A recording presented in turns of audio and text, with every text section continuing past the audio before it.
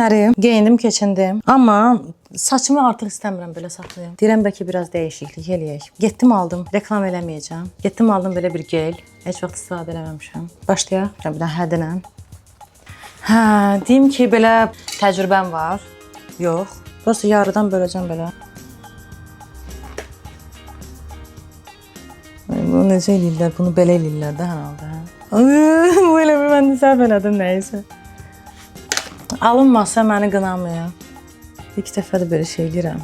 İstəyirəm biraz belə qəribə bir şey eləyim də. Belə. Vay vay vay vay.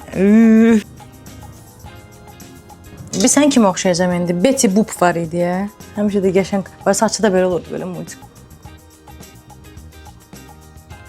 Belə bir maraqlı bir sual yarana bilər ki, sən bu saçla hara gedəcəksən? Bir çox hallarda çəkilişlərə belə eləyirəm, fərqli saçlar eləyirəm. Amma bu dəfə harasa gedəcəm. Məncə növbəti videolarda görəcəksiniz hara gedəcəm. Voila!